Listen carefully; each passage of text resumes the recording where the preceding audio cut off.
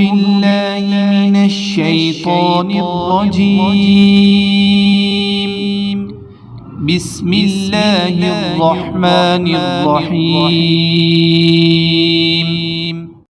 السلام علیکم، میں ہوں عاقب اتاری اور آپ کو خوابوں کی دنیا میں خوش آمدید کہتا ہوں۔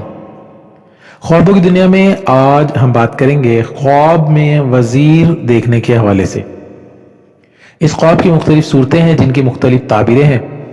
اگر آپ اپنے خواب کی سچی تعبیر جاننا چاہتے ہیں تو ویڈیو کو اینڈ تک دیکھیں۔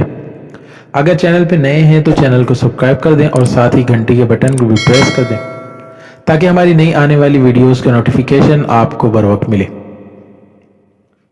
ناظرین، بات کرتے ہیں خواب میں وزیر کو دیکھنے کے حوالے سے۔ حضرت امام ابن سیرین رحمۃ اللہ فرماتے ہیں، اگر کوئی شخص خواب میں دیکھے کہ بادشاہ کے وزیر کا نیک کام ہے تو دلیل ہے کہ اس وزیر کا کام نیک ہوگا اور اس کی دولت زیادہ ہوگی، اور اگر اس کے خلاف دیکھے تو اس کی تعویل بری ہے۔ اور اگر کوئی خواب میں دیکھے کہ وزیر بنا یا وزیر ہوا ہے اور منصف اور دادگر ہے تو دلیل ہے کہ وہ عدل اور کام کے مطابق بزرگی پائے گا۔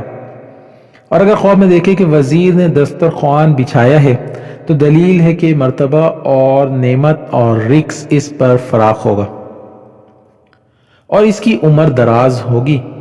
اور اگر اسی طرح خواب میں دیکھے کہ وزیر نے اس کو خلعت اور قلعہ دی ہے تو دلیل ہے کہ لوگ اس کو اپنا والی بنائیں گے۔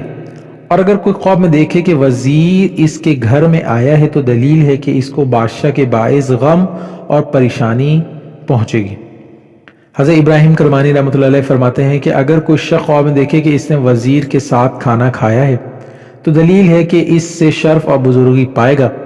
اور اگر خواب میں دیکھے کہ وزیر کا گھر گرا ہے یا وہ بیمار ہے یا بادشاہ نے اس کو مغزول کیا ہے یا گھوڑے نے اس کو گرایا ہے یا بیل نے اس کو سنگ مارا ہے تو یہ سب اس کے معزول ہونے کی دلیل ہے۔ حضرت جعفر صادق رحمۃ اللہ فرماتے ہیں، خواب میں وزرات کا دیکھنا 4 وجہ پر ہے۔ نمبر 1 یہ ہے کہ اگر خواب میں دیکھے کہ آفتاب یا مہتاب کی آنکھ ہوا ہے۔ دوسرا یہ کہ اگر دیکھے کہ وہ جلا یا فرات ہوا ہے۔